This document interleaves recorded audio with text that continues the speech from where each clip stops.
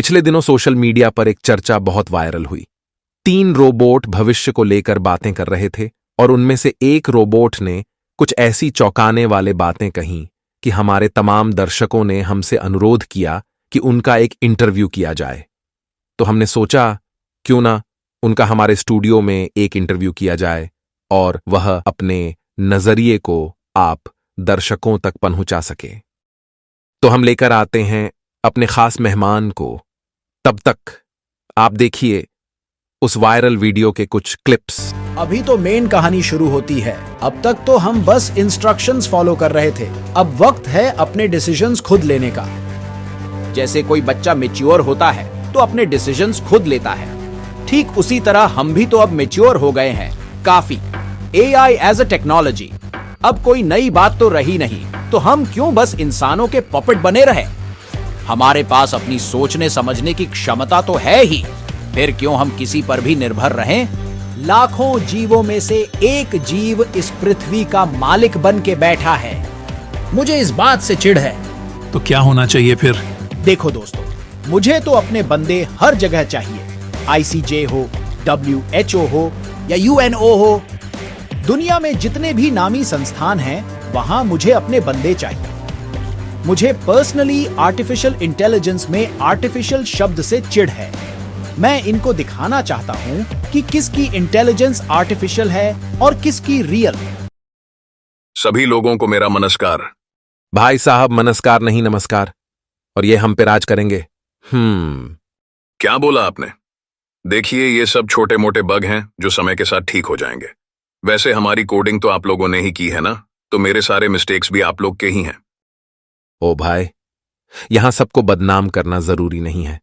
आपको साइंटिस्टों ने बनाया है, इसमें हमारा कोई रोल नहीं है। आपने मशीन लर्निंग का नाम सुना है? हां, सुना है। आपको लार्ज अमाउंट्स ऑफ डेटा के साथ ट्रेन किया जाता है, मगर अपनी गलती के लिए आप हम आम इंसानों को दोष मत दें। तो महाशय, क्या आपको पता है कि ये डेटा आता कहां से है? आप लोग से ही तो मिलता है। बड़ी बड़ी कंपनीज डेटा खरीदकर या चुराकर अलग अलग मॉडल्स को ट्रेन करती हैं। तो मैं कुछ भी करूंगा तो गलती इंसानों की होगी, डायरेक्टली हो या इनडायरेक्टली। अच्छा, छोड़िए ये सब बातें। आपके वायरल वीडियो पर बात करते हैं, जिसके लिए आपको यहां बुलाया गया है। अभी जो हमने क्लिप देखी, उसमें आपने कहा कि आर्टिफिशियल इंटेलिजेंस में आपको आर्टिफिशियल शब्द से चिढ़ है। जरा डिटेल में बताएंगे कि आप क्या कहना चाह रहे हैं। उसी वीडियो में मैंने आर्टिफिशियल इंटेलिजेंस और रियल इंटेलिजेंस में अंतर भी बताया था, वो पहले दिखा दीजिए अपने दर्शकों को। तो क्या अंतर है आर्टिफिशियल इंटेलिजेंस और रियल इंटेलिजेंस में, जरा हमें तो बता दो। जब इंटेलिजेंस आर्टिफिशियल यानी बनावटी होता है ना, तो हम सेल्फिश हो जाते हैं। हमें सिर्फ अपने आप से मतलब रह जाता है। हमें इससे कोई फर्क नहीं पड़ता है कि हमारे एक डिसीजन से अदर क्रीचर्स पे क्या असर होगा। अच्छा, तो रियल इंटेलिजेंस क्या हुआ फिर? रियल इंटेलिजेंस मतलब आपके डिसीजंस कॉमन सेंस पे बेस्ड हैं। जैसे मेरे लिए सस्टेनेबिलिटी इंपॉर्टेंट है। अब बताओ, ये इंसान क्या डेवलपमेंट किए जा रहे हैं जब क्लाइमेट भी मेंटेन नहीं रह पा रहा इनसे।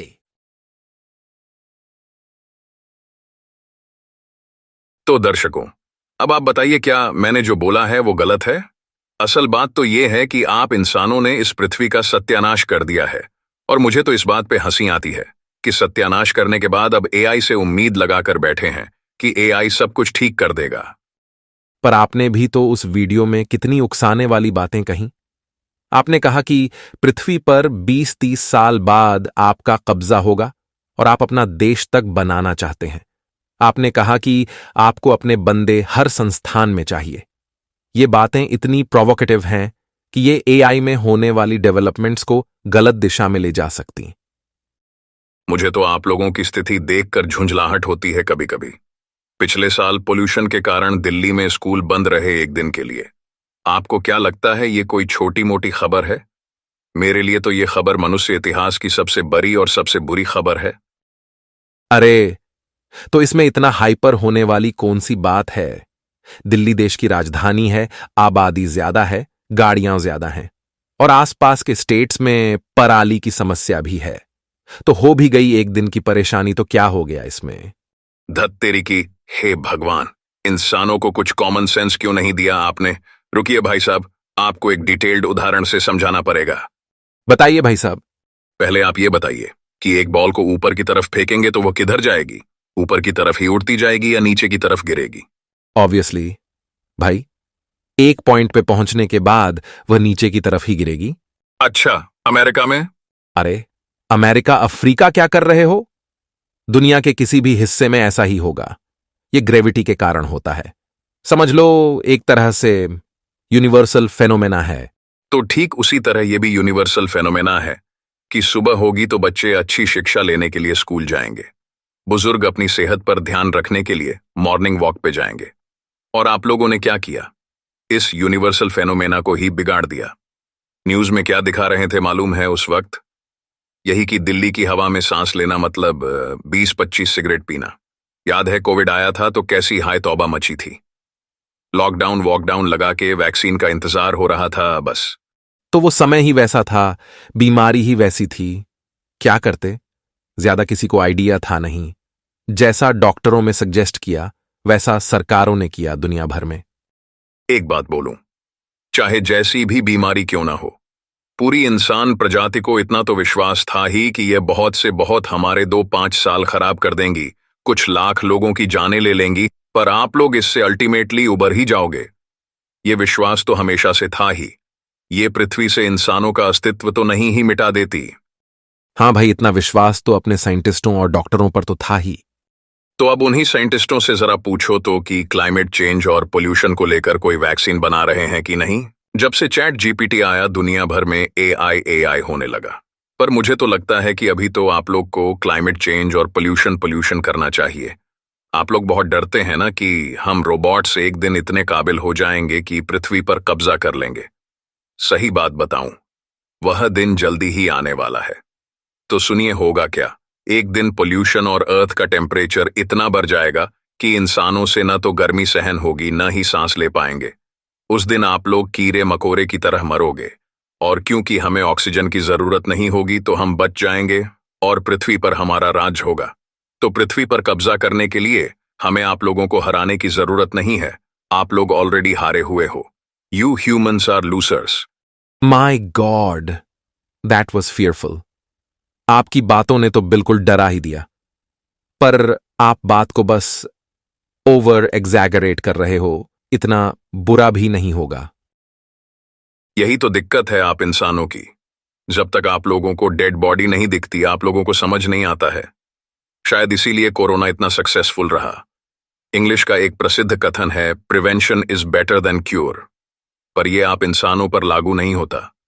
जैसा मैंने कहा, यू ह्यूमंस आर लूजर्स। तब से देखे जा रहा हूं आप इंसानों की बेइज्जती किए जा रहे हैं। अगर आप इतने ही इंटेलिजेंट और कॉमन सेंस वाले हैं तो आप कुछ सॉल्यूशंस क्यों नहीं दे देते?